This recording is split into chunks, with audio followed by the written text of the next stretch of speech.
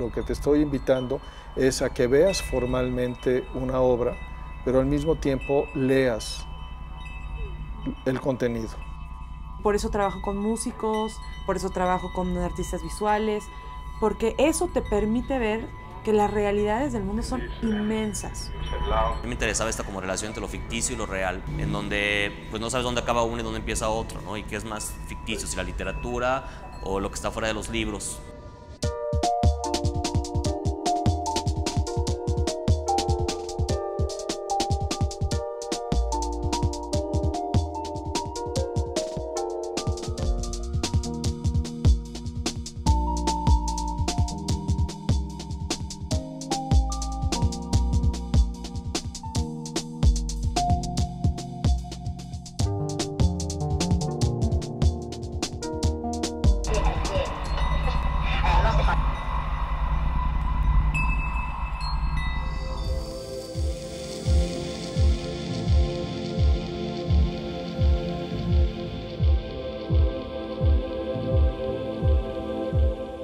Yo empecé a trabajar con la palabra, sobre todo con documentos sacados de periódicos en relación a la historia de la Revolución Mexicana.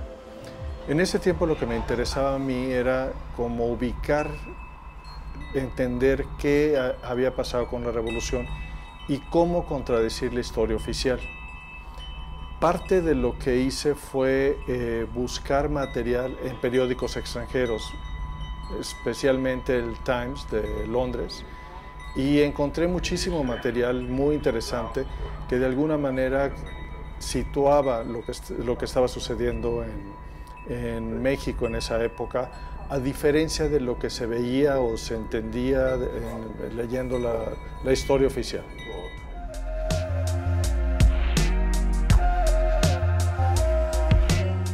Pasé por un periodo en el cual hice instalación, ahí no utilicé palabras, o sea, lenguaje escrito. He regresado a lo mismo desde una perspectiva completamente distinta, no es historia, o si acaso pudiera llamarse, es una historia contemporánea de México. Lo que hago es como recopilar todos los días material de los medios relacionado desde declaraciones, a cómo las palabras específicas que ahora utilizan los medios,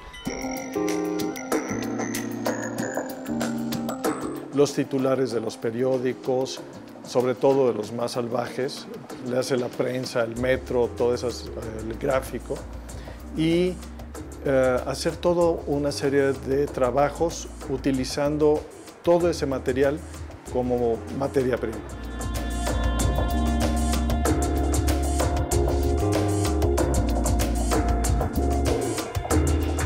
Lo mismo lo he hecho con el New York Times, pero ahí lo que me interesa y lo que me ha llamado la atención es la ironía y la inteligencia del cabeceador del New York Times. No tiene nada que ver una cosa con otra, pero con ambos extremos he trabajado.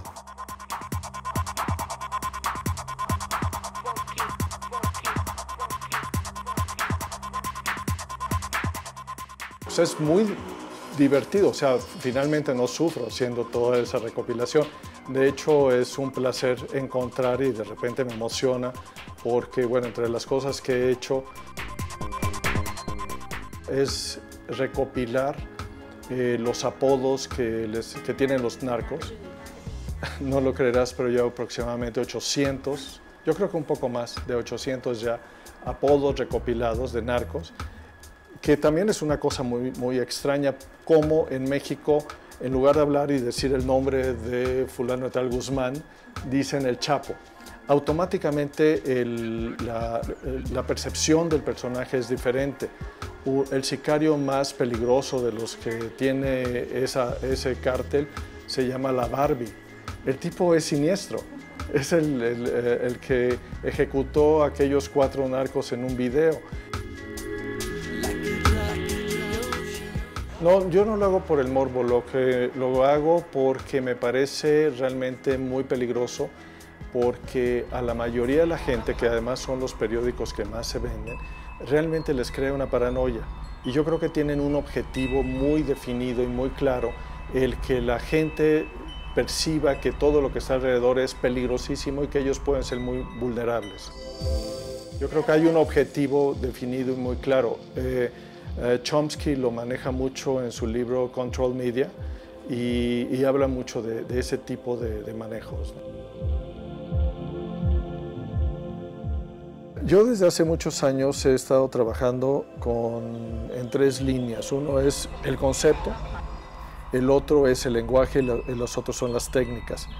No sigo un proceso estrictamente racional. Siempre estoy manejando los 3 niveles y hay un elemento fuerte que es la intuición. La palabra escrita en el arte es algo que no les gusta a la mayoría de las personas, no la ven como obra. De hecho, algunas de las piezas que han tenido más aceptación son piezas que tienen alguna imagen, ¿sí? Si tú combinas imagen y textos, es mucho más fácil que la acepten a que si nada más son puros textos y nada más. Entonces, sí hay todavía una especie como de prejuicio con el texto. Lo he visto yo desde hace muchos años, Art and Language en Inglaterra, era una tendencia muy interesante, pero en general la mayoría ha utilizado textos personales. Lo que te estoy invitando es a que veas formalmente una obra, pero al mismo tiempo leas el contenido. A diferencia de un paisaje o de una obra surrealista que tú tienes que reinterpretar todo, es nada más una mayor precisión lo que yo estoy haciendo. He hecho cosas que tienen que ver, por ejemplo, cosas que no tienen ningún sentido político, aunque todo lo tiene. Desde un ejemplo son adjetivos de cómo se promociona el cine norteamericano. Todos los adjetivos que utilizan para promover las películas es genial. Todas las películas son fantásticas, maravillosas, sensacionales. No puede ser, ¿sí? En alguna ocasión me preguntaron que si yo estaba hablando de la guerra de Irak, ¿sí? En una exposición fuera. Entonces, es muy curioso. Tú puedes utilizar todo eso de una manera en el cual, sin decirlo directamente, sin utilizar las palabras Irak, puedes hacer que la gente piense sobre eso, ¿no? Hay muchas maneras de jugar.